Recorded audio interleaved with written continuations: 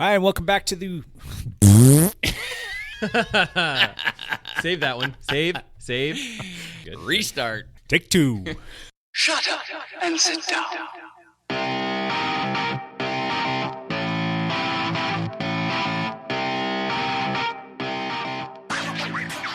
I got on my bike.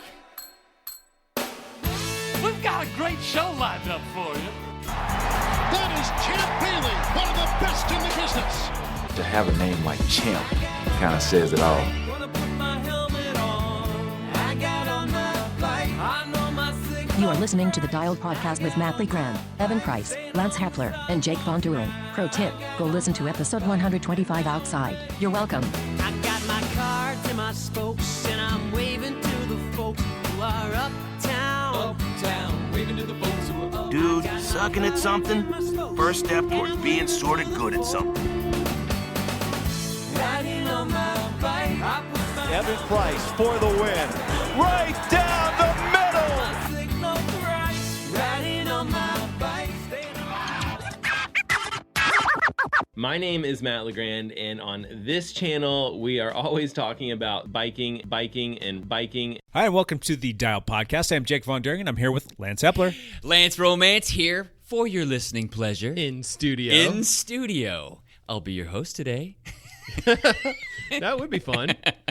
No, I'm not hosting today. Sully's curves are looking Yeah, how mighty about tight that? today. Look at the curves on that girl. Did you put some hairspray in there this time? Well, no, the wax is just like getting thicker. Is it the same wax?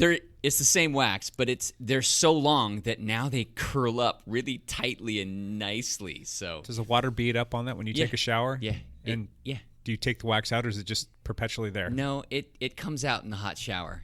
But lately, because I have a pool and a hot tub, that ends up being my post-ride dip. And I don't get in the shower that often. So your hot tub is just full of There's some mustache wax in the hot tub. Oh, That God. helps the resale value, I think. Remind me to never go into your hot tub. There's also very much chlorine in the hot tub, so it's pretty clear. Have you played with any other styles on that besides the curl? Yeah, I've done the reverse curl where it goes down all the way to my jawline. How's that look? It looks so terrible that I don't know. The curl is just Have maybe just like a Staying like a hard 90-degree angle. yeah. Have you tried that?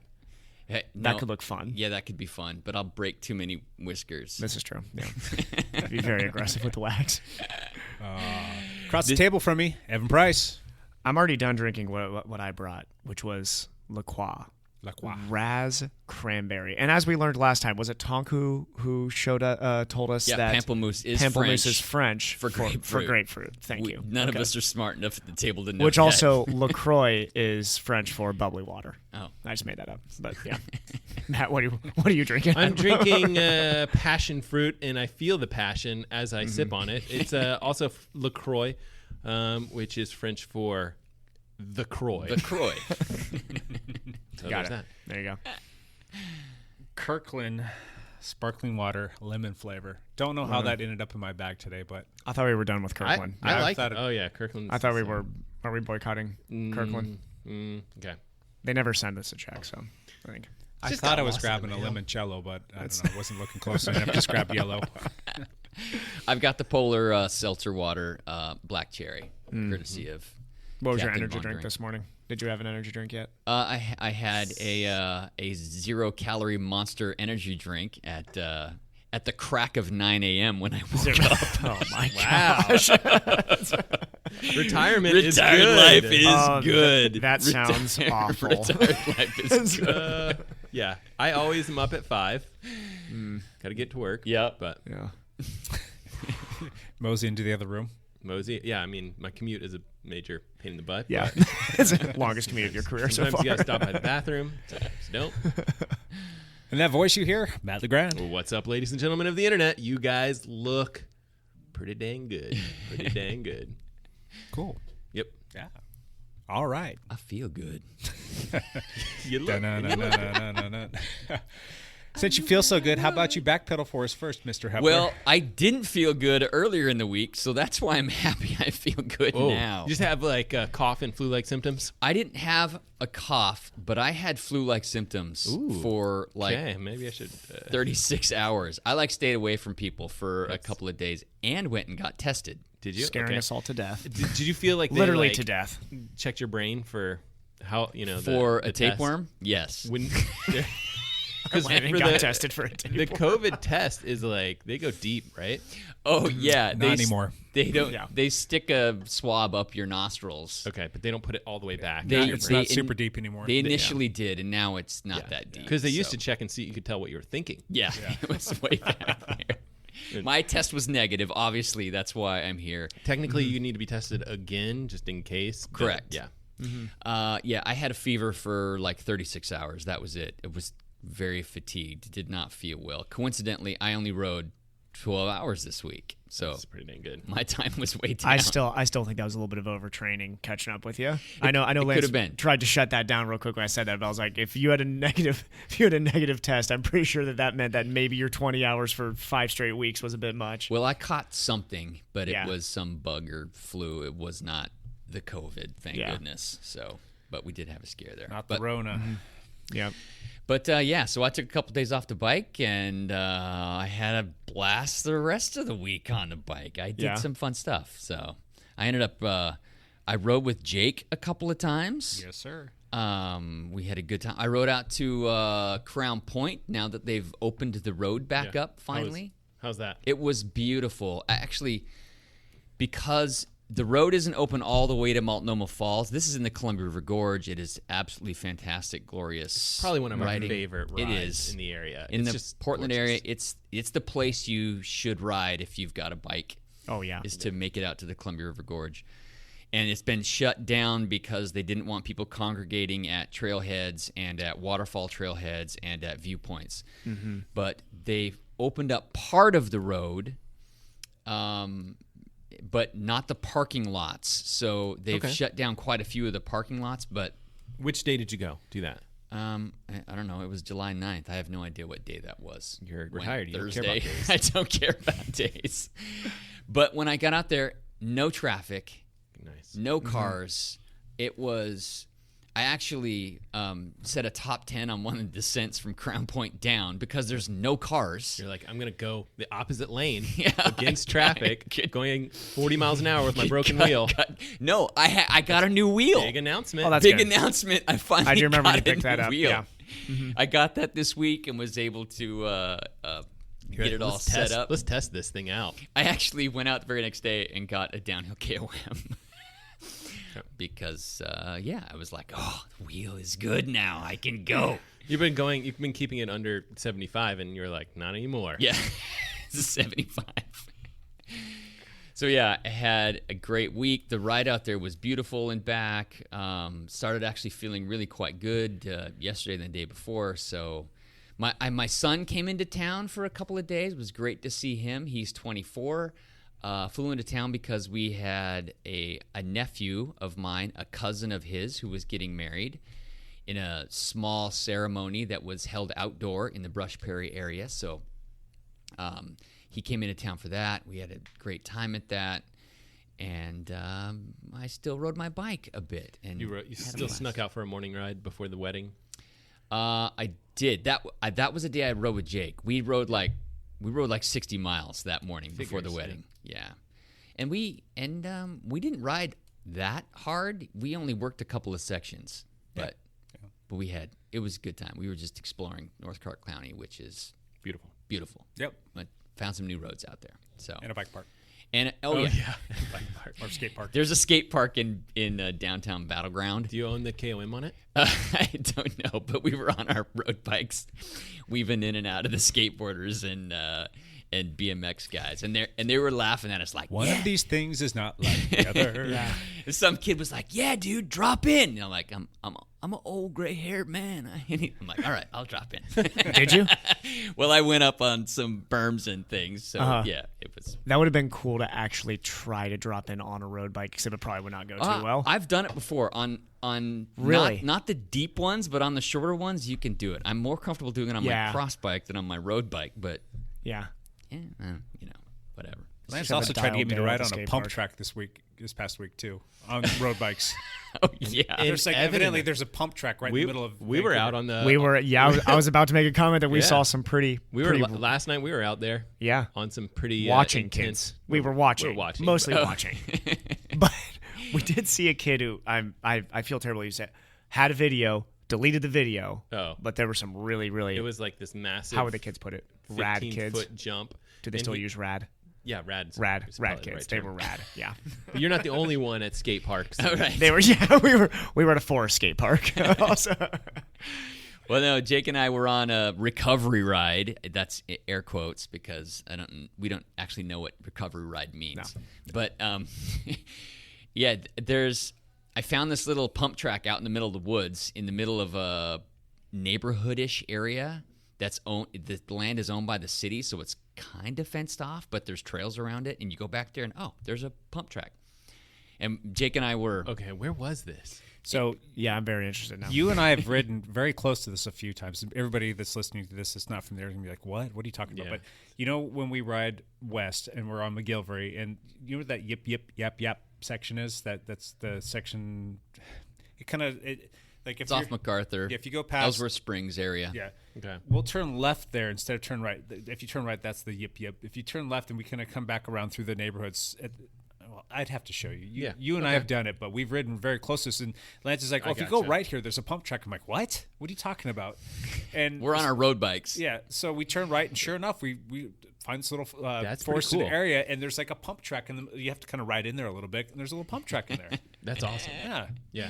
Okay. So we had fun with that. All right, I need details because I'm gonna take my kids. Okay. They'll love it. They're like all about stuff like that. And Ethan is, at least as of yesterday, looking at him, looking pretty comfortable through some of those little jumps. It's city property. There are no trespassing signs up in quotation marks, but there's a clear bike trail that heads there. But so nice. I don't. Yeah. So I'm probably propagating something that is illegal. Well, we have evidence on your Strava account. Not the first illegal. Time. we have evidence on your Strava account and on this podcast that you have already openly admitted. I think we have enough evidence now. Okay. Other than that, that's it. That's enough for me. Mr. Price. We had a very, very fun little trip to Windy Ridge, which anybody who has done that ride before is the Mount St. Helens area. I had done the ride 2 years ago, I believe, with Mr. Hepler here. You were on that ride? Yes, I was. 2 years ago on that ride, yeah. I'm not sure if Jake was there that year. And I went last year as well. Yep. But I missed this year because I had that wedding. I couldn't be late to. Yep. And it was naturally a much, much smaller group this year and broke up into little groups with COVID restrictions. But we went out to Swift Forest Camp is where we start from. And there's this ride that Mr. Beef Mountains has. I don't know if he created, but he's kind of the one on the team. Mr. Beef. It's Mr. Beef to you, yeah. And so he's kind of the one on the team who tries to set this up each year and make sure that it happens. It's basically 85 miles and 9,000 feet of climbing. Yeah. So there's some big climbs in it. Long day, yeah. And I mean, just absolutely, we got so lucky with the weather. It was beautiful the entire time. And that's that whole Windy Ridge ride there's multiple climbs through it, but the top part is through the blast zone from Mount St. Helens, which is, I mean, I remember it blew my mind 2 years ago when I saw it, and this year, again, it's crazy getting out of that tree line. All of a sudden, you're just like barren. It's amazing. Just nothing. And you're still like 20 miles away from the peak. Yeah. You're like, that blast zone must have been.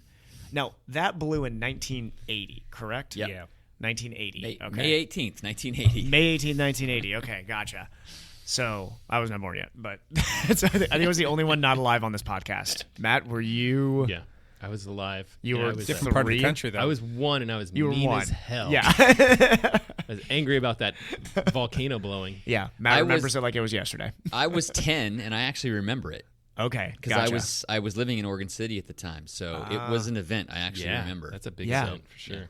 Well, 40 years later, we write up that ridge. going for KOMs now instead of any historical significance. But so we Mr. Beef had really the plans of taking this KOM that I'm going to forget the name of the race. Lance, do you know the name of the race? There was a race the last 2 years that has gone up that same exact route, and it goes up this 50-minute segment of the climb, which is like once you hit the sign going into Mount St. Helens Park, and then you basically just go up to Windy Ridge Point, which is where the road ends. Yeah, pretty much, and then goes into a bunch of cool little mountain bike trails out there too.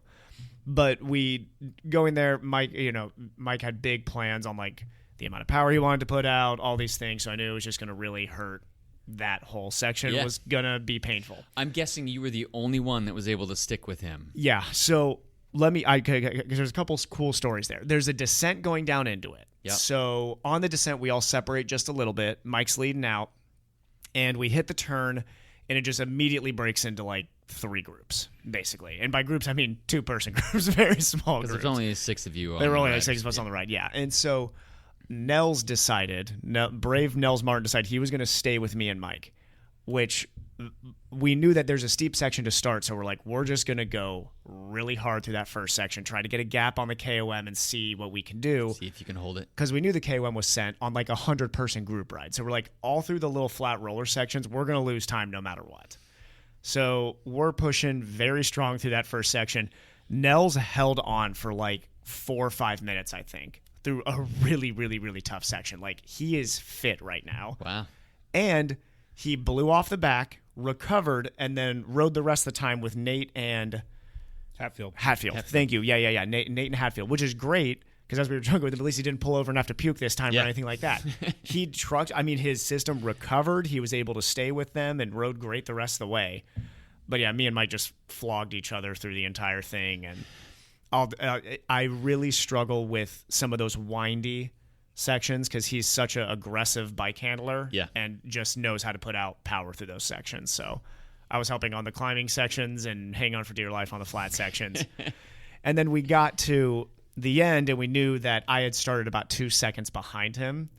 So we knew that he needed to get ahead of me. So let him go ahead. I think he ended up getting it by 2 or 3 seconds, thank goodness, or I would have felt terrible. Just barely. Because we had a shared KOM before, which was the Forest Home 10K, which I took by 1 second. So I was not going to live that one down if he did not get this one. That's some good sportsmanship, Evan. No, it good was on you. It was mostly this is his thing. Like, he's the one who sets up the ride. He's the one who planned it out. Like, he was giving me updates the entire time where we're at. We were both like, it was his KOM for sure. But it was a lot of fun. And yeah, and then of course I later that day get a unfortunate text message that Robert has taken your other KOM. Not just taken the Force Home 10K.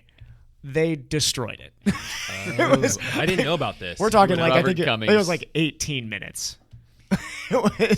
Which is like, a 3-hour effort or whatever. But if I'm going to go and get that from Robert, I will need all the help I can get. I'll need somebody to descend for me. I'll need Lance to descend each time for me, and I'll just be at the bottom and just keep on doing it over and over again. But yeah, we did that Saturday, which was a blast. Hopefully next year we'll all be able to get out there and have a good time with it. And I'd love to bring the triathlon team out there too at some point. There were like 4 or 5 of us that all wanted to do that, but had life things that we couldn't miss. Yeah. Yeah. So hopefully there will be another group that goes out too, another small group that goes out. And yeah, outside of that, it was Sunday happened. No, I rode with David Goodman, which is always fun, and then I saw ran him on a treadmill. Yeah, I saw him that morning. Yeah, when he was on the way to meet nice long ride. Yeah, he's got some good fitness right now. I was picking up the newspaper from the that's what he told me. From the end of the driveway, and I'm like, I was on the e-bike. He's like, he was like, do you know how lazy Lance is? I was like, what? He was like, he took an e-bike to pick up his newspaper. Yeah, that's awesome. I ride it down my driveway, pick up the newspaper, and then ride the e-bike back up the driveway. If you guys think Lance's driveway is long, you're wrong. It's not. You're not getting a quarter mile anyway. No. Go back and forth. It's just as much effort to walk out to the garage to get the e-bike as it is to walk down. But it's way fun to ride the e-bike. It probably is. It probably is. It probably is. Yeah. Hey, real quick, going back to your ride, was it the NF 99 to Windy Ridge? That was the one that you guys were trying to get? 50 minutes almost on the dot. looking through his stuff here. Where is that? Huh. It'll be a 50-minute segment. There were a couple other KOMs I got on the way back. The NF99 up to Windy Ridge. Yeah, it was 50 minutes and 48 seconds. I just wanted to check on that to see how he finished up overall. Drum roll, please. Oh, nobody better have taken that the last 48 hours, or he's not going to be happy. That would be just his luck if that were to happen. It would take a monster effort, though. That was a lot of work. Puts big efforts into so many things, and sometimes it just doesn't work out the way that he had hoped. No. So here it is. Sorry, I'm pulling this up, and there it goes. So you are second overall. Yep. He finished at 50 minutes and 48 seconds. Yep. And then you finished at 50 minutes and 51 seconds. Yeah. In the number 3 person that he had been going back and forth with. Now, hadn't this happened for a couple of years? This has happened the last 2 years, I think. Yeah, because that guy has gone and taken it back from him on the day that this race apparently happens each time. I think it's not actually a race. It's more like a Fondo. I think it's technically a Fondo. The pedal the Pinchot, is that it? No, it's something else. It's something Sky. It has like Sky in the name, I think. I'm not familiar with it. Tour de Blast? No, that's on the other side of Mount St. Helens. That's on the other side, yeah. That's the north side of Mount St. Helens. This is the south side. So you guys took down Dieter Fox, and Mike got him by a minute and 13 seconds? 13, yeah. Good for him. Yep. That's a big It was stab. a good effort, yeah. That guy's probably going, dang it. I know. Oh, and the story I do have to tell, because Mike actually did want me to tell this on the podcast. So then on the way back from that big descent that you do down to N99 or something. Yeah. Once you turn off that, there's this basically what on your way back is a long, like 30-so minute climb all the way back up that descent you just did, which is reasonably probably a tougher climb than the actual up to Windy Ridge just because it's steady the entire time. Yeah. So on that segment, Mike let me get away, and I think I ended up taking that KOM. And him and Nels hooked up and were riding together. I jokingly am on the side of the road telling them where the finish line is, which is this sign. Mike misjudges it and sprints early thinking that he's just coming straight to me, and I'm pointing at the sign. So he has to turn, sprint again. Nels is on him, and Nels out-sprints his second sprint, which I was not going to let Mike live down. Mike wanted me to clarify that I changed the finish line, though. So he wanted me to be very clear that the finish line was changed. I'm still going to give that one to Nels, though. Good job, Nels. Which was impressive because I was like 4 hours into the ride. Nels was producing more watts than I'm sure I can put out in one moment, for sure. The race is called the High Pass Challenge. That's what it was, the High Pass Challenge. The High Pass Challenge. It actually starts on the other side of the mountain, but it goes up that one same climb to Windy Ridge and all the way back. Yep. Yeah. Well, just looking at your guys' ride profile, I think I need to go take a nap. Yeah. It was a lot of work. Cassie made it through the entire that's her biggest ride this year, and she made it through the whole thing with Mike Stats. Hey, yeah, that's cool. Whole thing. Yeah. Awesome. She was tired after. A lot of salty sweat, for sure. Yeah. Yeah. Mr. Matt. I got nothing for a back pedal. I don't have a bike right now. I'm working on it. I'm working on getting a bike, and then I will have back pedal goodness for you guys. But you're shooting bow and arrows in your backyard. Bow and arrows. I swam a whole bunch, did some pool swimming and running a little bit. I did pass you on the bike while you were going for a run. I saw you for about like 0.5 seconds. Yeah. I've been running. I've been running a little bit. You know, Ethan is my oldest kid, and he did another 7-miler on Sunday. It was great. Sweet. Yep. Cool. My back pedal real quick. Not too exciting. I was bummed. I was going to have a good week. I was going to be at almost 10 hours, and I had it in my brain and on my schedule that I'm going to go ride yesterday. I got up at something, it was like 6 o'clock in the morning, did a couple things, and then started doing yard work, probably like 7-ish, 15-ish. I didn't stop working yesterday on yard and family and errands and all that stuff until 9 o'clock at night. Oh, boy. I didn't get a ride yesterday. It was the first Sunday that I've missed in a while, so that kind of stunk. But it was a good week otherwise. I only had one downside of the whole week, and that was having to ride on the trainer once because this guy across the table put me on PT purgatory. Yeah. We decided that back-to-back outdoor days is probably not a wonderful idea right now. Yeah, and then missing yesterday on the bike probably wasn't a bad thing, so it kind of fell into your protocol. That was one thing that I kept telling myself, well, Evan would be okay with this. Well, because you were outside Saturday, right? I was. I rode with Lance. Yeah. We got a few hours on the bike there, and then I did... skate park. I I guess I did what was my last dike ride on the Washougal Dike. Yeah. Dike's closed. It's closed up now? It's closed. We get to talk about another Eternal King today. We should have updates on there will Strava be segments that disappear. That will no longer be Which means around. There's now an Eternal King and Queen that will never be dethroned on right. Strava. That's the best. Yeah. That's how I have a couple. Race results are very got a temporary, guys, but Strava is forever. It is. So need an aqua bike. Are they changing the dikes? I think they're just closing off part of it. No, so it's just the very last mile of it or so. Okay, They're gotcha. actually removing part of the dike to restore the natural floodplain of the area. Okay. The dike was blocking a natural wetlands area. Yeah. And they're removing the dike and changing the path to further north so that the floodplain will return when the area floods. I have Conspiracy Theory Monday here. Dustin Schocken got in contact with the state of Washington and said, I need you to come up with some reason. I need you to come up with a reason to move this road back. So they have a fence up there. You rode out and saw that? I didn't. No, it was Jose Torres' teammate rode out there to the fence and took a picture. Yeah. So, but the fence is up, keeping you from going any further. Yeah. Yeah, that stinks. So anyway, I did my last ride out there on Tuesday with Sean, the Tuesday gravel day, the day that you were sick. So you would have normally come out and done that I would have ride. come, but I laid in bed. And then just a couple other little rides during the course of the week. It was nothing fantastic, nothing like crazy. Oh, I did lake laps. I did 3 laps around the lake. That's kind of a fun thing. Yeah. So how's your shoulder feeling? It's all right. It's like the more time that goes by, the more it calmed down it feels. I still have issues with it in certain ranges or when I'm applying certain forces or pressures to it, but I was able to do most of my yard work this past weekend, and it didn't cause me an excruciating pain. There was definitely moments of instability or weakness or pain and whatnot, but you just learn how to work around it and kind of make the best of it, I guess. But I'd have to say that it feels better than I would have anticipated, or than it did well before the surgery. So, any commuting to the dialed lab here? I may have commuted on a bike this morning. Oh, really? Yeah, nice. It's over there, right over there. You usually just have so much to. Well, yeah. Are you an e-bike commute? On the e-bike? Yeah. Are we counting e-bikes towards your total hour time? I worked a little bit today. I didn't have it on. I didn't have it on boost mode the whole time. Does that count towards your 10 hours? What are you gonna? How do you feel like you're gonna? I don't know. That'll bump you over 10 hours. I logged it as an e-bike ride and I logged it as a commute, so I don't know how that falls into the whole. That's a good question. Does that actually training go? Plan or whatever? Yeah. I don't know. No, it doesn't.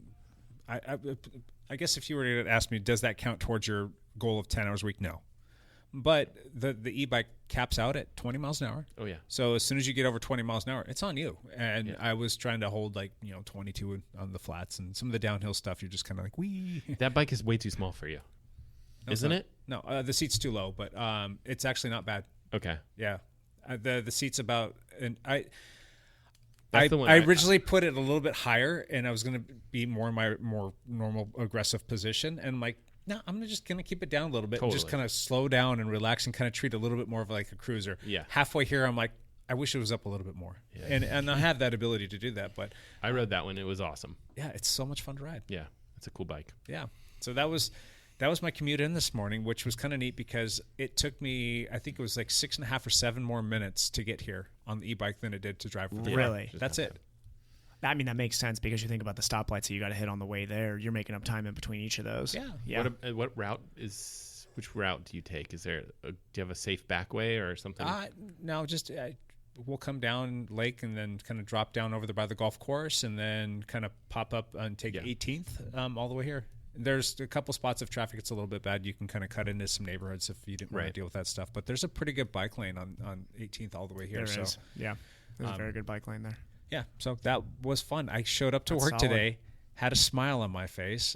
My legs were a little peppy because just kind of it's kind of like an active recovery ride. Yeah, it was nice. Yeah. So I don't know, that bike just makes me smile every time I ride it. And that logs up the miles. It really does. Yeah. So anyway, let's stop yammering about this stuff. Let's move on to some more important stuff. Super important stuff. Super important stuff like Patreon stuff. You guys, we've got a new Patreon. Yeah. Mr. Mike Back Welcome to the Patreon Mike team, buddy. That is awesome. Thank you. Thank you, Mike. That's fantastic. I wonder, we need to keep a scoreboard on Patreon's cyclists versus triathletes. Oh, yeah. We're at... Triathletes are crushing it. How many? We're at 2 or 3 for triathletes now? All of them. Just all of them. Yeah. Hear this? Hear that noise? Someone's going to win. We're going to do a drawing, you guys. As promised. Who wants to pull the name out of here? We'll pretend like this is one of those, like... Lance has been sick, so he probably shouldn't do touch it. Let's do Matt. Matt's going to pull a name out of here. You can't see. They're all folded up. We have no idea. I'm pretty much covered in chlorine, so... Who is it? Tonk. Tonk? Is Tonk allowed to win? He always...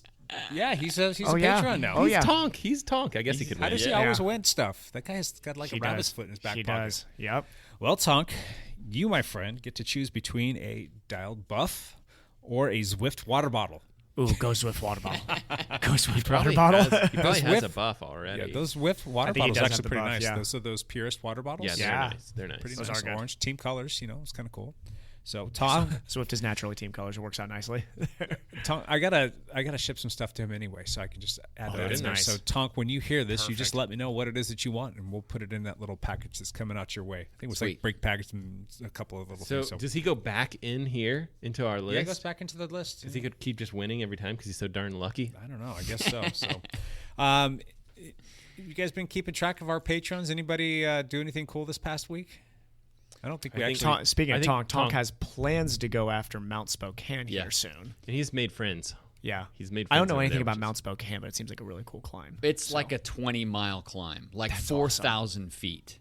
That's a big climb. It's big. It's a big It's climb. long. It's a big, long climb. This is how I just always pictured Spokane was like really flat, which is completely wrong because I've never been there. I just know it's close to Coeur d'Alene. But that's in the mountains. It's in the mountains. It's in the Rocky Mountains. Gotcha.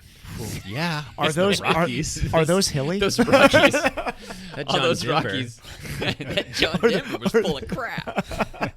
How about this? We did have one of our patrons, Dove Eric, who is a patron of ours that Evan knows quite well from the Ohio area. Yes. She tagged us in an Instagram post this morning. And what was she doing in that? I actually don't know. Was she writing or no? She had not on. She had a buff Instagram. on. She had a buff on. She had her buff. It was pretty cool. She was rocking the dialed buff. Yeah, we sent her a buff because your mom was here, and we wanted to make sure that she got one. And so she tagged us in a little Instagram post, and she had it pulled up to her sunglasses, so she looked like she was. We're gonna have a small little Ohio chapter here soon. That's right. Yeah, that's a good thing. Mm-hmm. Cool. How about this? People want to know. They want to ask a PT, and people want to know what's up with my numb hands. What's up with your numb hands? Ask a PT. Should we make this like a hot seat style thing where it's like I have 60 seconds to break down the anatomy and respond? Yeah, sure. Go. That'd be fun. Okay, set, go. Ready, set, go. Okay. So when we're talking about numb hands, there could be quite a few reasons for why you're getting numb hands. The first thing and most obvious is generally you're probably holding one position on your bike a little bit too long. You're gripping in one position. You're starting to compress. There are plenty of areas in your hands where you can compress, and those nerves will over time start to get angry at you. When a nerve gets angry at you, or it gets overcompressed, or it loses blood flow for a significant period of time, your body likes to tell you that by sending tingling sensations or numb sensations. Yeah. So what my first suggestion and simplest is you need to change hand positions frequently. Watch any race, any even enduro event. They're always talking about making sure you're shifting your position on the bike in general. When you're looking at a big, broader picture of what can be going on with this, when you're looking at the fit on a bike and your stability on the bike, think of a really nervous rider, how their shoulders are kind of shrugged up. They're usually tense through their thoracic area, which is that upper back area, and they're rounded shoulders forward. Your brachial plexus, which is all those nerves that come out of your neck, they connect and they go underneath your clavicle and between the clavicle and the first rib. Okay, so you think about that area. If I'm rounding my shoulders, tensing up and lifting up with my upper traps, I'm compressing that area. Okay? Now add tense breathing into that. Right. Your scalenes, which also like to cooperate with our traps, help lift those ribs up as we breathe and stabilize the ribs as we breathe too. So all those muscle groups, if you think tense, stressed out position on a bike, you are basically squeezing everything around that brachial plexus. And just like any other nerve, whether it's in, if you're talking all the way out in your hands or even in your sciatic area, any compressed nerve is going to be an angry nerve. So that's when you start to get that numbness and tingling into those areas, is when you're in that tense position. So one of my subtle first suggestions, because we always think of, we'll go to the source. Well, my hands are going numb. It's got to be my hand's fault. It's not always just your hand's fault. It can be up in that thoracic area, as pitchers sometimes call it thoracic outlet syndrome, which is something else, but very, very specific to that cycling position too. So when you're talking about how do I treat that, think of the position you sit in on the bike. Tense, arms all rolled forward, getting into that stretched out position where your arms are kind of out, your back is arched, you work on that rotation, all those things that never really get addressed with cycling because cycling's very one plane. So bike position. Yes. Okay. Mm-hmm. Staying more relaxed on the bike. So some of that, nerve. Specifically like your position on the bike, like you on the bike. Yeah. Yeah. But yeah, it's being relaxed, switching hand positions frequently, and then things you do off the bike are the big important things. When you're talking about, I'll boil that all down to like spinal mobility is very, very important. The more you can add to your movement repertoire, the better as a cyclist. What about like wearing gloves or anything like that? You can wear gloves to definitely take pressure off of those areas, or switch bar tape. Some people like really cushy bar tape, which can I always think about like if things are rattling, if you're doing, a gravel ride or something like that. Oh yeah, or if you're on a cross bike like me going down, down by the large penitentiary. Yeah, it's going to be a rougher ride. Some of that too is probably you're hanging on for dear life. And you're tense. When we were talking about tense, and you don't wear gloves very often, and neither do I. No, I never do. But yeah, I think that's just because if you're switching your hand position, if your hands are still going numb and you're switching gloves and you're switching bar tape, you're like nothing's working. You need to work on those on yourself first before trying to spend a lot of money on different options there. Okay, it's good info, dude. It was definitely more than 60 that was definitely seconds. More than 60 seconds. We'll time it next time. Yeah. We'll say that was 90 seconds. Close. No, you weren't even close. That was probably 2 minutes. Yeah. Champ Bailey. Well, we got to wake him up. Hey, Champ, get over here. Champ Bailey here. I'm back. I can't believe this Champ Bailey bit has been so successful. So wildly successful. With the name mixed up, it's just so fantastic. With nothing but praises from all of our listeners. We're not going to stop, guys. It's all screwed up, but we're committed now. We're stuck with it. We're not turning this ship around. No. Champ had to step out for a moment because I was dealing with the personal phone call that I had to absolutely take. So NFL calling you again? The NFL wants me back because they love me. You do know once the NFL starts again, you have to at least give one update for the Denver Broncos just so we can be. Okay, I got some news this week. There's a few things to talk about. Number one, Chris Froome is leaving Team Ineos. This is huge news. Well, I believe, I think we should find the quote, but I'm pretty sure that Evan said, Froome's never going to leave Ineos. Never going to leave Ineos. Well, he's leaving Ineos. I said it all along. He's leaving Ineos. Yeah, thank you. I'm so glad that we don't record these conversations. So interestingly enough, Froome is going to Israel Startup Academy. He will join them at the end of the year, which is so screwed up, I think, that now Froome is going to race in the Tour de France for Team Ineos. What kind of freaking mess is that going to be? It's the same kind of mess that Movistar had last year. Yeah. Ineos is going to have the same issue.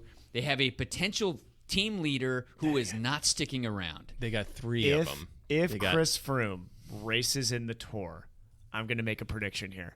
He's going to win the Tour, and it is going to be completely disconnected from the Ineos gameplay. It's going to be Chris Froome versus Ineos.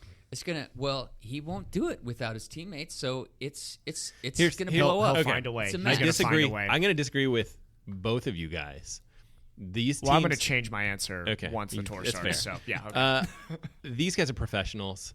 Like, yeah, maybe some emotions might run a little bit hot, but like, no, they're professionals. Especially that team, and especially that group. I think they're going to be fine. Dude, I think.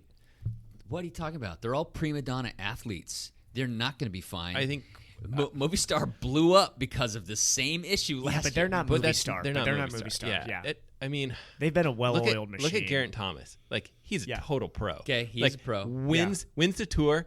Next time he's like, I'll help a teammate, no problem. Like that guy is class, right? And I think I just think that, I mean, they've got 3 people that have won the tour on the same team, and I still think that they can work together. This has happened That's my in prediction. Sky's history like multiple times now. You look, it was like Wigo and Froome. Yeah. Then it True. was which is a little more sketch. Garrett and no, Froome was out at that time. So it's like Well, no, Garrett and Froome. Garrett was always the lieutenant to Froome. He was never. Yeah. But we knew that he had some he was potential better. to win. He was better on the day, and he took it. He and was. Yeah. And I think that everyone likes him so much that it was like, yeah, this guy, it's okay if he wins. Yeah. You know, Yeah, I don't everybody likes know Garrett. if it'll be the exact same this go round, but I have a feeling that they're going to get into it, and the first week is going to be so hard that they're going to be like, well, we know who our leader is, and it's that could happen. You know, it may not even be one of those 3. It could be someone else. That's how deep their team is. Yeah. So. Pretty crazy stuff. It is. If I was Froome, I would just train nothing but time trialing. Win the. Oh wait, I need to look at the tour. Is the tour starting on a prologue this year? I don't even know. I would need to look at it. It's all messed up too. I think. I thought it was like really hard first week, lots of climbing. Probably. Yeah. Cool. In other news, both the men's and women's Everesting records both fell this last week. Mm-hmm. Right. The men's record, Alberto Contador. Clean athlete. That's going into one of my hot seat questions, by the way. So we're not going to address that until we get to the hot seat, we're already please. diving into all of our hot seat questions. So Contador went out and did it in 7 hours and 27 minutes. He took about 2.5 minutes off of Lachlan Morton's time, which is not that much. That means if Phil squeezes in between those two or wins, the top 2 guys will both be retired cyclists. Yeah. Yeah, I know. That's interesting. I mean, do you think Phil has it in him? I don't know. I don't think he does. I mean, Phil's really good, but that's really, really good. That's really good. I have if Lachlan wanted to, I think that he could Lachlan just could go go back and destroy that. Yeah, he could go back. He and went get back it. without proper rest. Yeah. Yeah. If he actually tapered without proper rest, that guy doesn't care. No. There's a pro mountain biker. Not sorry to tangent here, but this kind of falls into the whole news thing. Did you hear about the pro mountain biker who did 4 Everestings in 1 week? This was like a week or 2 ago. Yeah, he did 4 Everestings in 1 week, and they averaged about 14 hours. But he was going to do 3, but he's like, "Why stop there? I'm going to do 1 more." Yeah, because 4 is better than 3 in 1 week. I mean, I'm not sure which is more impressive: Contador's time or 4 Everestings in 1 week. Over 120,000 feet of elevation gain in 1 week. Well, I'm still blown. My mind's still blown by the young kid. What the that the kid who did 100,000 in whatever time. 19-year-old kid. These are weird times, people. 60 hours. We need races to come back, or just weirder and weirder things going to keep happening. Contador breaks the men's record. Emma Pooley, a British cyclist, broke the women's Everesting record. She beat it by almost 15 minutes. Yeah, she put that thing out of reach for 8 hours and 53 minutes. She smoked you, Evan. Just so not you know. even, not even in the same conversation. There's like whatever I did isn't what she did. In other news, we actually did have a race in the state of Washington this last week. There was normally a time trial series that happens in the Seattle area. They had their first race of the year. They had about 100 people show up, which is fantastic. With time trials, you're actually able to do social distancing and keeping time trial, the original social distancing. You're able to do social distancing. You're able to keep groups very small in time trials, and so that happened. It was won by a guy named Jack Barty, who averaged roughly 30 miles an hour over the 13-mile course. Okay, 20K. Yeah. So it was a 20K course. Our own teammate, Ian Gibson, went out there and represented Dialed Cycling very well. I think he took like 5th in the Masters 50-plus category. Does he have a TT bike? Good job. He does. Yeah. Nice. Good job, Ian. So good on you, Ian. I know there'll be a few other of these time trials over the rest of the summer, and I think there's some other teammates. Maybe that's what go. Maybe that's what people should be pushing in the area. Yeah, like let's do time trials. Let's go big on TT. I mean, I know that's what Lance wants. Yeah, we had one of our younger all 4 TTs past juniors who's racing collegiately now. Well, I guess he just graduated, so he's not racing collegiately anymore, and he's racing up there in that area. He lives up near Seattle. He lives in Bellingham because he's going to Western Washington University. Kieran Crossley, he was out there and he raced, and he did really well, didn't he? Good job, Kieran. Killed it. He is a Cat 3. He took 4th overall. He averaged roughly 27.5 miles an hour. Which means that he needs to be a Cat 2 now. He beat 1, 2, 3, 4, 4 or 5 of the Cat 1s. Yeah. So way to go. Awesome. Yeah, he was in the lab here just about 2 or 3 weeks ago. He was visiting for a bit. Yeah. Exactly, and this was the year that he was going to upgrade to a Cat 2, but because there hasn't been any racing, he just hasn't been able to do that thus far. So, but he's getting super strong. That'll look pretty good on the resume. Yeah. Good for him. Good job. Champ Bailey out. No. Thank you, Champ Bailey. Always appreciate that. Guess what, guys? It's the hot seat. The hot seat's back. Do we need a sound effect on that? Yeah, please. Right. Thank you. It's the hot seat. Okay, cool. That's scary.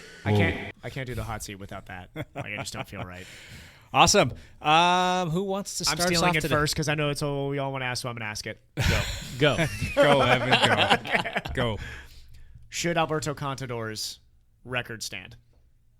Yeah. Well, yes. There's no testing in Everesting. So, according to the rules, yes, it should stand. And it's, I mean, yes, he has had a questionable past, but like, there's no evidence that he is on drugs right now. Why would you retire and start taking drugs? There's question about whether he was doping, and there's questions about whether he ever used a bike with a motor. There's some controversy with both of those two things. He served a suspension and came back and raced. He did. So he's not suspended currently. I guess if we're going by technical suspensions. Well, even if you're suspended, you should probably. So your question is stupid, Evan. No, the question stands because here's the ridiculous part of this: if Lance Armstrong, or I'll even put like Tyler Hamilton or Floyd Landis, was to go out there and take the Everest record, do you think anybody would sit there and be like, "That's the new Everest record"? I think I would say the same thing. I would say it's a new Everest record, but I don't think anybody else would. Well, like, what are you suspended from? UC whoever, who cares? Because those guys aren't in charge of Everesting. No, they're not. This is true. The Hall of Fame has to decide. The Everest Hall of Fame has to decide what stands and what doesn't stand. Yeah. I mean, unless they do it on an e-bike. So much double. Well, that's against the rules, right? Yeah. I think it's. Yeah. If they follow the rules. Yeah. That's the other thing is there's lots of weird things that are still within the rules. Well, fairings and all this stuff that should be illegal. They need to probably tighten up the rules. That group is going to have to answer that question because people are going to come at them and say like, well, what if you have doped in your past and known doper 10 years under doping? Yeah. I think after the pandemic passes, nobody's going to care. Nobody's going to care about Everesting. That's true.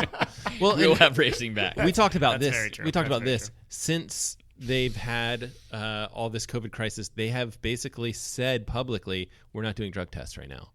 Mm-hmm. We scale back drug tests. We can't do it. We don't have the budget, and we don't have the ability for people to go out into the public and perform these drug tests. So if you're a pro athlete and you've got, you're guessing you have 2 months off, but it turns out you have 4, 5, 6 months off of racing with no testing. Then you follow the rules and don't do drugs, kids, right? Well, that's the thing is like I just think, so we were talking about track and field records going down right now during this stuff. And I'm like, there's no way they're getting tested after this race. Nobody's being tested. So I think for a record to stand, it needs to have drug testing come after it. Yeah. But Everesting, it's like, that's not a rule for sure. But track and field, that's usually a rule. Yeah. You have to be tested for a world record or something. So you guys think Contador's in your minds stands?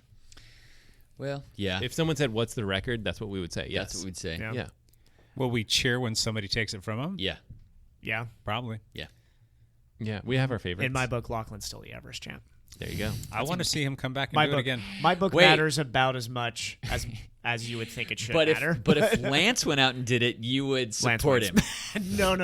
I would. First off, we all know, and I'm sure Lance Armstrong would laugh at that idea because Lance has not stayed in elite fitness by any means, and would have no desire to go out there and try an Everest. No. Yeah. I don't know. That's a tough one. I mean, he's been retired for how many years now? That's a good question. His 2 or 3 years season. Who, Contador? Yeah. It may have been more than 2 or 3 years. I'm not sure. Probably 5. I'm not sure either. Yeah. 4. He's been retired, and he did very well for himself financially. Mm-hmm. What is his driving desire to keep pro race fitness? Or he really likes riding his bike. Okay. He's pretty fit for being it's out amazingly for fit years. for being just 37, 38 years old? He has a beard now, too. Does anybody see that? No. Yeah. He's getting up there in age. He's been retired for a few years. He's got plenty of money in the bank, so he doesn't need to stay in that kind of shape. Sure, he's going to love bikes because he's been on them his whole life, but to be in that kind of shape, to be able to go out and take the Everesting challenge and beat Lachlan Morton. It's pretty cool. Yeah. It's all very 37. cool. it's all pretty cool, He's but 37 you years have old. to ask yourself, did he do that naturally when you've got this jaded past? Like, yeah, but would you really retire and start doing drugs? I don't know. His ego, maybe. You I don't know. get pretty addicted to being that fit. I mean, he sees people getting their names put in the limelight, and they're talking about great people, and maybe he just hasn't heard his name in a while, and he wanted to have somebody come out and. Well, there's different types of drugs too, right? If you're 38 years old, then testosterone is probably going to be pretty attractive, and then there's EPO, which is the thing that would be the most helpful. Yeah. Which doesn't make any sense for a retired person to use. Yeah. But I don't know. Because were there any accountings of what kind of physical shape he looked like he was in? Was he lean and mean? He looks fit. I mean, he definitely was leaner back in his in his. I mean, if you look at 2009 as his peak fitness, which I'm sure people could sit there and argue that, but he was very fit in 2009. He looks different now, but he's also much older now. I mean, he's 11 years older. Anybody scan his bike frame? That's the big question. Yeah, That's the one that I would. I don't think he'd go there with a motor to get an Everesting. I mean, I don't know. Those motors only give you 50 to 100 watts, but doing that race, having that race, but that an extra 50 watts would have been wonderful. That can make all the difference in the world. That could. So, I don't know. Yeah, looks like he retired in 2007 after 2017. So he's been out of the game for a little bit. So there's a lot of questions. I know that Phil Guyman did a video, and I watched the first 2 or 3 minutes of it. What was his take on that? I didn't watch it. I watched it. He basically said, I mean, in no exact, I'm not saying exact wordage that but he was like, I don't really like this guy. Yeah. And Phil Guyman literally has a tattoo that is a bar of soap that says clean. Yeah. Clean. Yep. So he's like, I like Lachlan Morton. I don't really like this guy. I mean, I don't think he said it better than that, but he said the same thing. Like, hey, this guy's retired. He doesn't have any reason to do this. He doesn't need the money. Yeah. But he did this anyway, which is totally cool. And he said, good on you. And, that was his take on it. So I think he considers it the new record. Huh. Interesting. Yeah. Cool. Lance, what's your question? What is your what other big cycling plans do you have for the summer? What do you want to do on a bike the rest of the summer? Because I'm assuming we're really not going to be racing. Yeah, I think that's fair. I want to get a bike, put it together. Put it together. That's it, man. Those are going to be huge. Let's take it for a ride. Yeah. Gonna take it for a ride. Mm-hmm. Evan? Good questions here. Because we've already done some big stuff already. So what's you have. What's next? I mean, the Windy Ridge ride was kind of this last big one I had on the plans. Done and over. So what's next? Yeah, but also I'm gonna do. I mean, this isn't like a cool bike ride, but I'm gonna do a solo Ironman here. Yeah, that's some still point. That's still biking related. It's triathlon. It's a triathlon. So podcast. that's kind of the next one on the calendar, and then I do want to do an end-to-end Wildwood run, which is not biking. So that doesn't answer the hot seat question. But yeah, that's like 50K or something. Yeah, 50K. That'd be good. If I said I'll do it on a bicycle, would that answer the question too? Well, bikes aren't allowed on the Wildwood Trail. Oh, they're not. Really? They're not supposed to be on the Wildwood Trail. It's supposed to be for runners or hikers. Yes, keep it just for running people. Okay. Yeah. Not that this is any huge or crazy thing, but I just want to be able to do a century again. Yeah, I was curious about that. That's a good one. More importantly, I want to do a century on my gravel bike. Ooh. I want to go do some new adventures, and I don't want to go out there and do Hammerfest. I want to go out there and kind of just soak it up and just make it a day, like a full day adventure of just fun and stop and eat and pictures and go ride bikes. And where are you thinking? I don't know. Dustin just did an awesome one. I like this idea. That we need to stalk his Strava. He did it on Saturday. Okay. And it was way east. It shot way east. Okay. It's something falls. I can't remember where he went, but he said there's a way you can go all the way to Stevenson. From what he was doing. Gravel. He's found it. He's kind of found this route. Wow. Okay. And I think there and back is I'm going to feel bad, Dustin, if I got this wrong, but it's 110, 12 miles and some ridiculous amount of elevation gain, mostly gravel. Sure. And it would be a epic ride. I mean, it would be a big time ride. Is that amazing. There and back it's 110 miles? Yes. Okay. Well, it's kind of more of a loop, really, but it'd be, yeah. And it's primarily on gravel, huh? Yeah, I think it's a very heavy chunk of it outside of getting there is getting to the so gravel. We'll put that in the contender. Yeah. And then I'm going to lean on Lance over here because he's got nothing better to do than to sit on that. What about that? Ride with GPS and I'll find a come route. with you. Yeah. Well, there's also that Our Mother the Mountain site, and Yep. they're doing a lot of Robert gravel uses routes. that very frequently. Yeah, there's on the podcast. There's 3 or 4 guys in the Portland area that every weekend have been doing either a 150 or a 200-mile gravel ride. Wow. Actually, one day they did a 250-mile gravel ride. Who are these people? It's his name's Dustin as well. A lot of Dustins. Dustin Henderson, actually. Okay. I've raced cross with him, but without racing, he's just been going out on the weekends on his bike. Brian Kesselman is another one. Yeah. Great cyclocross racer that also does these big, huge backcountry adventures. I actually ran into him as he was riding past my house. Again, I was on the e-bike. It was dusk or something, and I was getting the mail. You got to get on the e-bike to get the mail. He sounds so old right now. It was dusk, so I had to go get the mail. It was dusk. It was time to get the mail. Yep. And he rides up, and I'm like, Brian, what's up? He's like, I'm at mile 125, and I'm like, he's like, can I get on that e-bike? Because I'm done with this thing.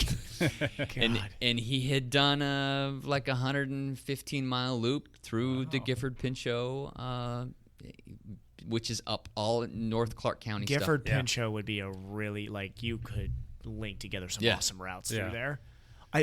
How big Gifford Pinchot is, for anybody listening that's not from the Pacific Northwest, that national forest is massive. Well, it goes all the way up to Mount St. Helens. It like does. that's But there's just as many similar gravel routes around Mount Hood that you could do as well. Yeah. Oh, yeah. So there's ones in Mount Hood and Mount Hood Huckleberry National Wilderness. Park. Yeah, That's true. That would be pretty easy to put And up. also, if you go to Gifford Pinchot, you might see Bigfoot. Like there's at least a 50% chance that you'll have at least a small sighting of Bigfoot. Any of these gravel rides, there's a pretty good chance. Yeah, one of his kinfolk. Yes, or exactly. the I've heard Bigfoot. it's a family of 4, I believe. Is it? Okay. Yeah, I think so. Matt will be glad to know that I did finally buy what's called a Garmin InReach. It's Thank you. I was going to ask. I was like, when we What's do these InReach? adventures, I feel like we need a satellite phone. It's like it's a satellite type receiver that you can send an SOS signal with. Does it have a large antenna too? They're tiny. It's half the size of your cell phone. Oh, really? Yeah. They're calling. They're That's a calling. satellite call right They there. call directly? Wow. So Okay. it's half the size of your quick. cell phone. You can actually, it connects to an app on your phone where Okay. you can actually text with it. And you can buy a plan where you have like 40 texts a month. So you can be in the backcountry, no cell service. You can send a text to somebody and they can text you back. Okay. And you can send That's pretty cool. pin, this is where I'm at, and I'm having a great time, and I'm going to be 4 Really? hours late. Yeah. Or I'm gonna be full. Well, I mean, this is real. Yeah. I mean, so you're thinking, but can't you like change those monthly? Remember we were talking about Yes. this like a couple podcasts ago. yeah, you can change it. You can Right. change it anytime you want. You can change your plans. So you think this is okay? I do think it's okay. Good. So I've got it for these backcountry adventures that I'm doing. Okay.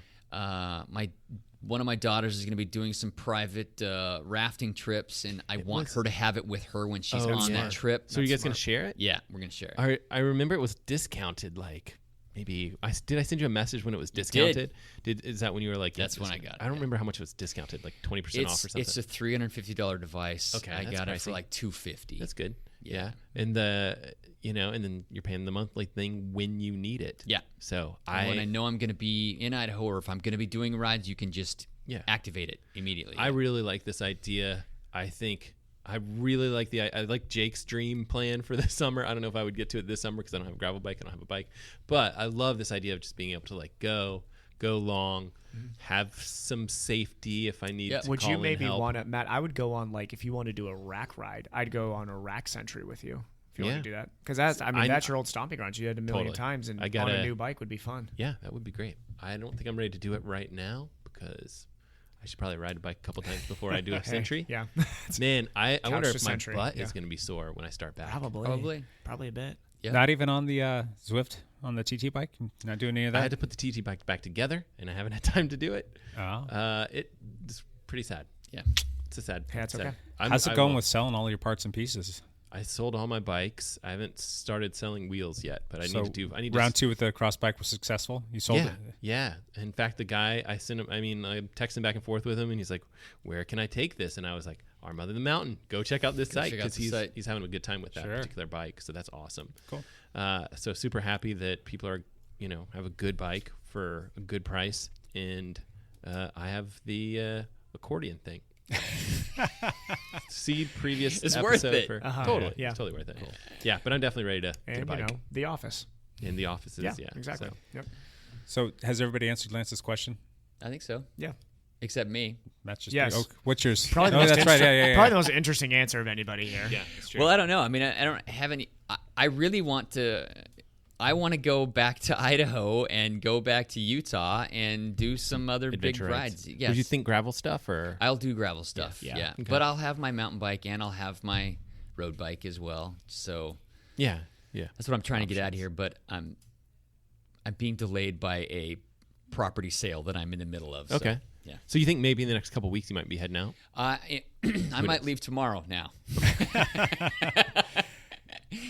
But I'll have to be back in a Quick week. turnaround, And yeah. then, Are you bringing the family or? Nope, just the wife and the dog. Wife and dog. I'm actually doing a river trip in Cataract Canyon, which is outside of Moab, a 4-day, 3-night, 4-day river trip at the end of the month with my daughter. That'd be awesome. Is it just you two? No. I mean, you're going to have a group, obviously, for the... Yeah, it's when you're on the a water. commercial trip. Yeah. There'll be 20 people on the trip. Yep. There'll be 4 boats or something like that. That'd be amazing. My daughter Kelty is like, she's like, hey, come down. Do this No, thing. we're paying like a discounted price for family. yeah. But we're gonna go and do the Take lots of pictures. That's going to be amazing. Take Take your GoPro with you. Is Brandy doing that? Yeah, me and Brandy are going. What about Piper? We are looking for a place to board Piper while we are on the trip. Yeah. Because we want to take the dog with us on the 2.5-3 week adventure that we're going to go on. Right. Yep. But the 3 nights of the trip, we need to have her watched somewhere. How Just have her long run down would you the be side gone? of the river and chase you.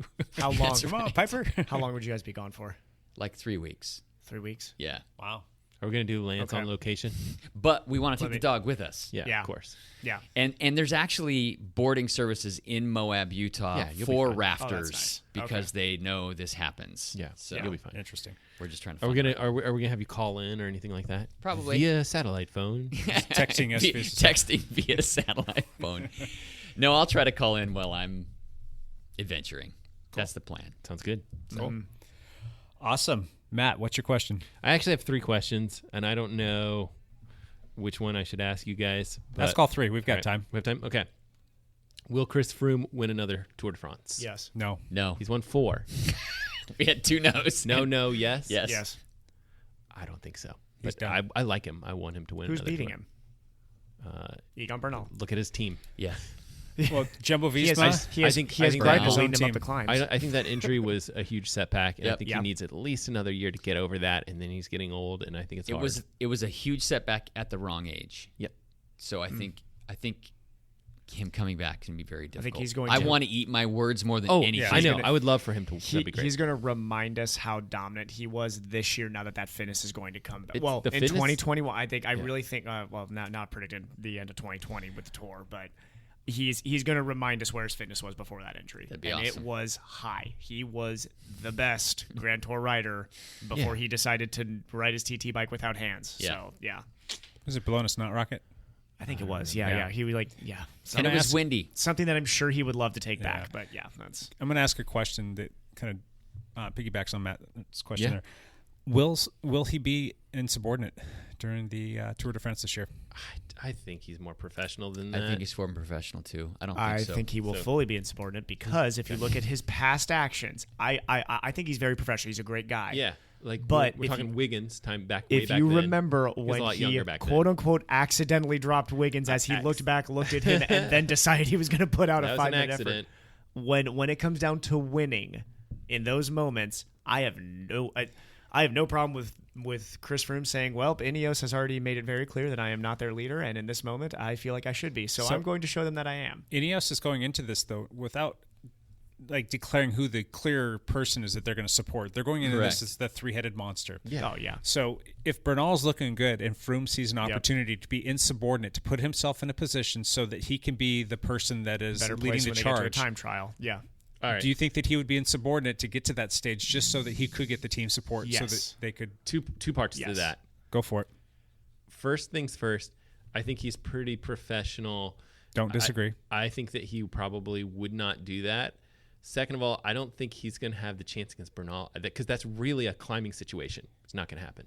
Yeah. I don't think that situation is going to. Those early stages, there's not a lot of climbing though. I mean, no, there's a couple steep ones. I haven't looked at that. What's he going to do? Break similar to the type of finishes that they had 2 years ago. Would he break away on a descent, which he has done crazily enough? Yeah. I think yes, he would do that, which is sort of insubordinate. But I also think he could pull one of those little crosswind situations. You always get those moving stages day, quote unquote, where it's like they'll hit a crosswind, and if you're not in the right position, there's going to split into two groups. Would his team be on the mic like, come back for your team, come back for your team? They would be, and he would conveniently have that left out of his ear. I also think that the team would be like, I think that if he's breaking away like that in a descent or maybe a crosswind section, I think that the team would be like, well, we can get behind this. I don't know. How bad do you think he wants to say, you screwed up, you let me go. I want to win this tour. I'm going to win this tour, and I can win more tours to come. You screwed up, and I'm going to put it here in your face and say, eat that. This is why I agree with you, Jake. That's exactly what's going to be in his head. I don't think it's going to happen, but we don't know. I mean, he's a very professional guy. He's a very easygoing guy for the most part, but you know that he has that type A personality. Oh, yeah, he won the Tour de France. There's never been a chill dude who won the Tour de France. I will say this, that would make for fantastic television. Exactly. Oh, it would be so awesome. Could you imagine how awesome that would be if they're like live on the Ineos car? He has nothing to lose. Exactly. Absolutely. So why wouldn't he do that? Except for the respect of his team and the respect of some people. What would happen if Garrett went out there and helped support him? And because they're buddies. They're buds, for sure. Yeah. He's like, hey, I got your back, man. It's the Brit, and there's still some Brits on that Ineos team. What if it became this like little Ineos split down the middle of like British guys versus Do we know for sure? He's going to the tour, right? They're not going to take him off, put him on the Vuelta or something like that? I don't know. What would they do? If I was Team Ineos and I was pretty sure that, hey, Bernal's in good enough shape to win this thing no matter what. You take him off that squad? Oh, I would take him off, absolutely. There'd be no way I'd leave him on there. Yeah. Because all that's going to do is cause a problem. Like, if you've already got that team lined up and you're like, Bernal is in insanely good shape right now. He's going to win the tour. We have Garrett who has said, okay, I'm going to the tour. I'll support Bernal. And he's got his repertoire of climbers with him. Yeah. Why would you bring Froome? Because Froome's good. He could help. Yeah, but what if you've had talks with him and he's like, hey, ready to help, man? He's like, yeah, sure. And you're like, okay, well, this could go poorly. Well, anything can happen too. Like Bernal can get sick. He can crash out. Any of that can happen. Anything so you want to. Yes, that's a good point. Yeah. Well, then you'd have Garrett. Then you have Garrett. But but still, but you have 3. I mean, versus 2. Your odds are going up. I think the past has. Well, no, because Astana did it with 3. Technically, I was about to say if you have 3, it can't happen. Right. Like it's just going to lead to bad stuff because you saw what Movistar did with 3. But Astana did have Lance, Contador, and the German Kloden. Andreas Kloden that year, and that's 3 bona fide leaders. So yeah. Okay. Should be interesting. When's the actual start date of the tour?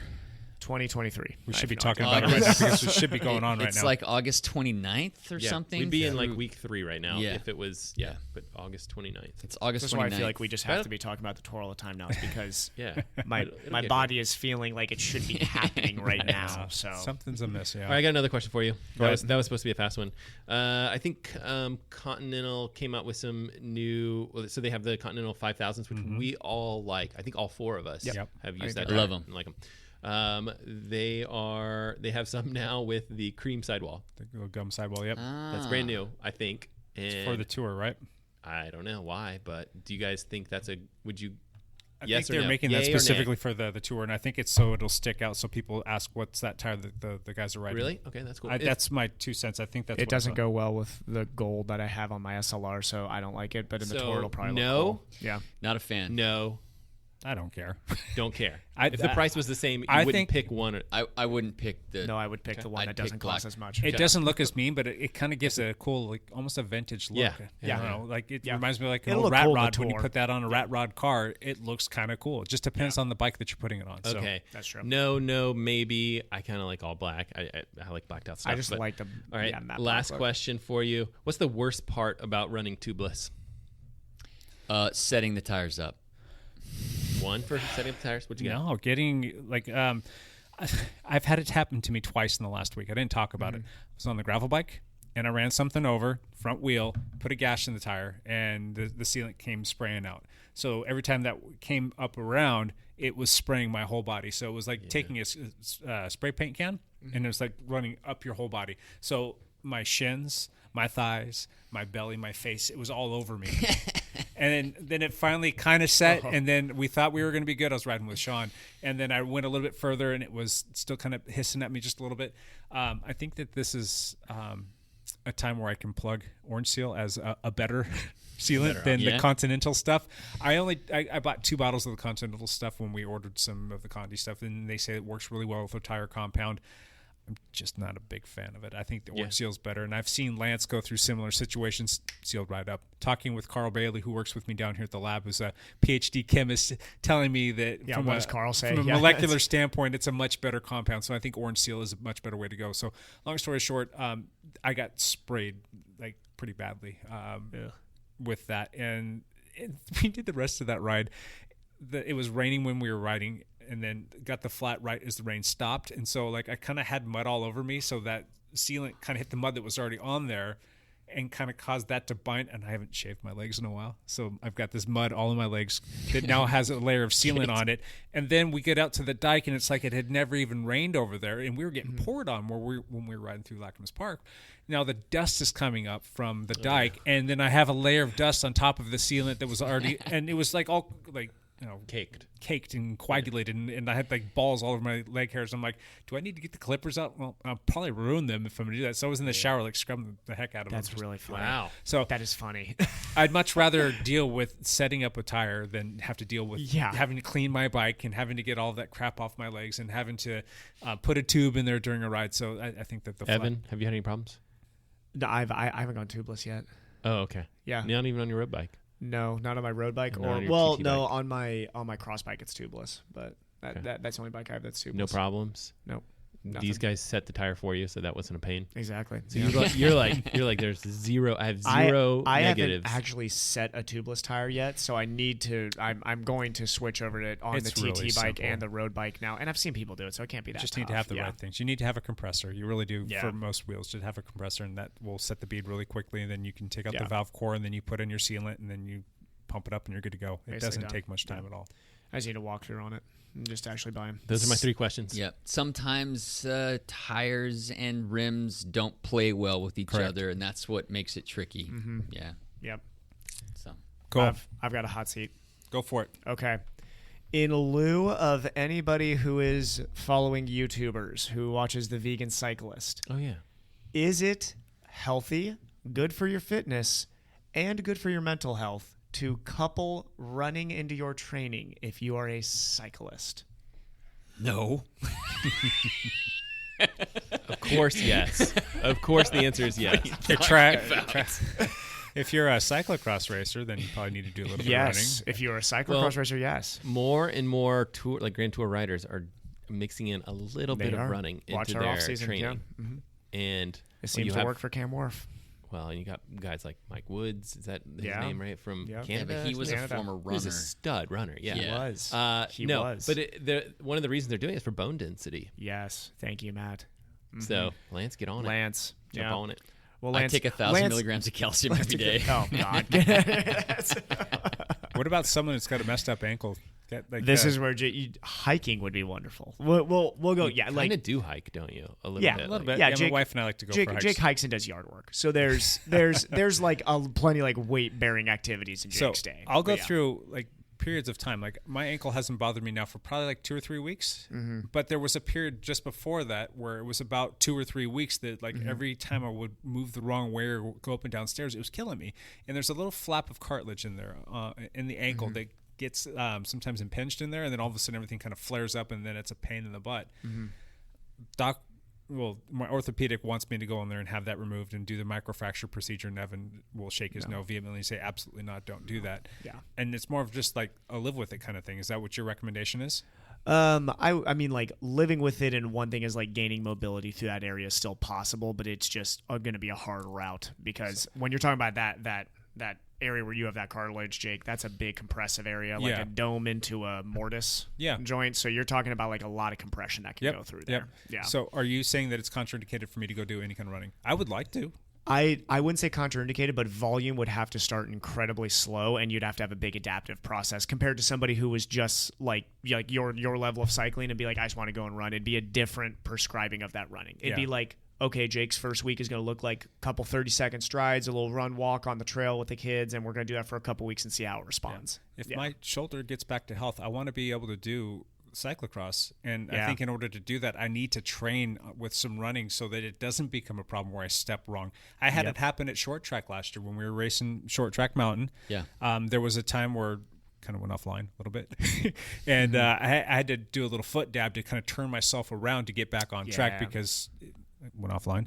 And in that process, my ankle bit, that piece of cartilage got caught in there, and it was probably for about a good lap and a half that my ankle was really hurting, and then it finally started to settle down so that I could spin back up. But that was a problem, and I don't want to deal with that. And that's the thing with like training your running. It'd be a lot about balance and load management, so it would actually help you in cyclocross, because instead of getting into that moment where maybe the ankle's not prepared for that, it's been exposed to it before, so it would be. Now, this is where I'll argue, though, running training can be different. If you're a cyclocrosser, I don't think you need to be doing distance running. That's actually my person. You would train more like a soccer player does. You need explosive short training. You're going like full gas for 20 seconds max. You need to train more like a 400-meter runner if you're running than you would as a person who wants to go into triathlon or something like that. Needs to build an aerobic engine. Ineos is on or had recently done a training camp somewhere up in the mountains and ended up doing something insane like an 11-mile run. Like I think I did see that. Some of their like top cyclists. Like, and it might have even been Froome, like as one of them, in Geraint Thomas. Geraint Thomas. Well, we've already seen Froome run. Remember? I actually thought he looked pretty good. I was like, that guy looks like pretty good runner. He's built. I mean, like if I'm looking at Chris Froome, I'm like, that guy could be a marathoner. Yeah, that's funny. Cool. That's a good question. Yep. All right, maybe someday. If my ankle doesn't give out and back doesn't fall apart. We have one more? I got faith in your back for it. Did you have any more? I still haven't done mine. I went through 3. I was just thinking that you were the last one. Go, Jake. Yeah, okay. Here's my question. You're on a group ride. Someone yells car back, and everybody's riding all over. You get 2 abreast, you get 3 abreast. You got just a normal group ride. That happens. What's your next move? Oh, yeah. Do you drop back or do you go in front? All of the above. What's protocol on that? When you're in a group back and you hear somebody behind you, we'll say 10. 8 to 10 or bigger. You go single file as far to the right as you can. Yeah. Single file is the farthest. I think you have to read the group to see if you need to like push ahead or duck in behind. Typically when I'm riding with Jake, I'll tuck behind him or whatever. But like if it looks easy for me to get over in front of him, then I might do that too. Like surge a little bit, get in front. But you have to read the group to see where you should slot in. I actually think if it's a group of 10, you need to stay 2 abreast and squeeze to the right just a bit. Do you? So if you have any floaters kind of just like out there, everybody on a country road, that's your recommendation? Yeah, because I actually think it's a shorter pass for the car on a road that's not like a climb. That's what you're saying. If you get 5, it'd be a line of 5, then 2 abreast. That should be your approach. If you're 3 abreast, you need to get 2 abreast. And if you're on a group ride of 5 or less, line out. Okay. I see what you're saying. Shorter pass. Exactly. Yeah. So 10 or less. Are you still taking that same protocol? No, I'll say it needs to be 5 or 6 less to go single file on just like a normal country road. Otherwise, stay 2 abreast so the car actually has a shorter period of pass to get around you. Okay. My response to that is I agree to a certain respect. Which means you don't agree. Yeah. Which means no. Wrong. That car is going to be less likely to want to pass if there are 2 people riding 2 abreast, especially if like one person, like it's usually on a country road, you've got a bike lane that we'll call it that's maybe 4 or 5 inches, and then you got the white fog line, and then usually the person that's riding on the inside is going to be riding either on or out on the road to the fog line, and then the person riding next to them is probably going to be like just a couple inches off their shoulder and riding out in the middle of the lane, if not even further. So it's going to make it a little bit more difficult for a car to want to pass that person. I see where you're coming from in terms of like trying to shorten that up. Yeah. But I don't know. I think the group needs to be bigger in order for that to come into play. I think that trying to become as streamlined and as far pushed to the right with that particular group size is going to be in our best interest, because it's going to less agitate the driver, and it's going to make them feel a little bit more comfortable about getting around that group in a quick manner. Yeah. You guys are wrong. The right answer is take your bike pump and swing it at the car. Yeah. I have noticed that with you. 4 abreast is the answer, actually. Before, like when I'll yell car back on a group ride, I do notice that you generally stay out in the lane, and that makes sense. It makes it quicker and easier for. That's just how we. And This may be more because in Ohio you're generally dealing with flatter roads. Now, that's not all true because anybody listening to this is like, oh, we'll go South Ohio. There's very steep climbs everywhere and all this. Yeah. But in Northwest Ohio where you're riding, it was, you can see for a while. So for the crash, you just holding where you're at. It's usually fine because cars are going to blow around you and can kind of see, everything out in front. When you're on a climb is where I will say that is different. Everybody needs to get over the right. Gotcha. Yeah. So a climb's different, but generally in a climb, I mean, yeah, you're going to get those more compact group, but usually you spread out a bit more on a climb. So everybody's that makes sense too, anyway. because pace-wise, you're going so slow on a climb that it's easier for them to get around you quickly because you're going 3 miles an hour. Yeah. It's not hard to pass at that point. But, if you're going 30 miles an hour, it's going to take a little bit of time to overtake the group. Yeah. And it depends on the type of road that you're on. I know when me and David were on Padden on Sunday, so anytime that we were two abreast and there's cars coming, we just went single file then. Yeah. But that's because it was two of us. Yeah. It's different. If we had been a group of 10, well, if you're on Padden, everybody should be single file regardless. But, yeah. So what's our consensus here? Because everybody had a different answer than Evan. And Evan, his point makes sense to a certain degree. It depends on the region, too. I think if you're... I think you just go single file. I think you just are less obtrusive to the driver. So that's right. what I think. I think sometimes unless you're in a group of 40, then it's hard to go single file in a group of 40. But we're not riding groups of 40 right now. No. But I also think it from a be nice to the cars and hopefully they'll be nice back perspective. I think that it shows that we're getting over. We're trying to do our best to go single file, and I know a lot of motorists that get so angry when these cyclists aren't even getting out of our way. They're going two abreast right here. You can't do that. Blah blah blah blah blah, and they get cranky. Yeah, it does make sense, and I have had words like trying to educate people that we can take the lane. We're allowed to do that. We're allowed to ride two abreast. Yeah. I'm just trying to think of from a perspective of how do we play nice with motorists. Trying to make that a single file situation is generally, I think, the best call of action, just so that they can easily get around us. But when we feel that the road is unsafe or we feel that we need to take the lane, then we should. Yeah. And you make a good point. I usually ride over the right most times anyway, especially if I'm by myself. So it's I get it. But God, here at the end of the day, it's like it's 2 seconds, if that you're wasting. I understand we need to be nice to the motorists and all that, but it's some not the people, point. It's the perception the motorist has. But we is that to give the best perception? Is that guy that sits there and jokes about hitting cyclists and stuff like that gonna all of a sudden see us move over to the right and be like, man, you know what? Those cyclists aren't so bad. No, let's be reasonable. That guy's a terribly sad, awful, mad human being who really doesn't like his home life and likes to take it out on cyclists on the road. He's gonna find a reason to hate you. Lance would get over the right, he'd pull over and be like, "That's nice. Never mind. Look at that mustache. Oh my God, I hate cyclists." Could happen. Be a second away from appreciating you. So, when it's possible, we should ride single file line. If it's a safety concern or a situation where the group is pretty big and we need to stay compact and ride two abreast so a car can get around us safely, then I'm just thinking legally, passing with the 6 foot. Space. Technically, time-wise, if you're two abreast, you're 3 foot. My bad. Confusing that with social distancing. I'm confusing it with social distancing. But with the 3 foot, I still actually think if you're really the motorist and you're thinking time-wise, it actually would save you time if we were two abreast and it was clear. Yeah. Than one abreast. I get the idea that the car feels safer passing when it's probably one abreast, but I actually think time-wise, if you compact the group and take up about a quarter of the lane two abreast, that their time in the other lane is going to be shortened. I think Evan has a good point. Yeah.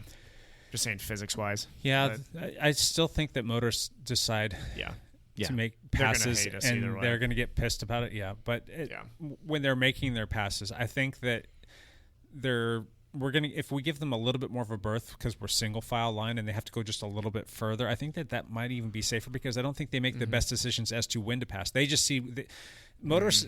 It seems like they see cyclists must pass cyclists. Yeah. It doesn't matter where they're at, and they won't take into consideration if they're in a neighborhood or if they're if it's a double yellow line, they're not supposed to legally pass you if you're riding two abreast. Yeah. Or if there's a corner coming up or something's blind. Some people are just idiots and they're like, I'm just going to pass this person and it's my world and they're just living. Well, that's like on Columbia with all those speed bumps. If you guys have ever been on Columbia down by the down by the river front. Yeah. And the rumble strips. Yeah. Well, the actual speed bumps, the split speed bumps. along Yeah, that. they have split speed bumps now. Where's this at? Columbia. Kind of in front Right. of... In front of Tucson and Larry's. Yeah.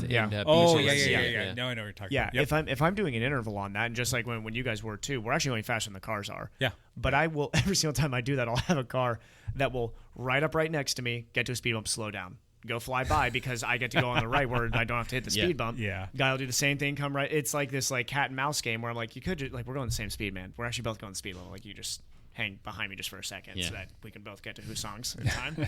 Got to get there to get my appetizers. Yeah, exactly. Tequila. Use good judgment. All right. Good stuff. Moving on. One last thing. Who wants to go first? Everybody's Dibs. Matt's I taking always one. have a video. I always have a video to talk about, which is great. I love it. You have to cheat on your one last thing. Yeah. What do I have to cheat on it? Because you always have like cool videos to talk about. I don't have a YouTube channel. It's not that cool.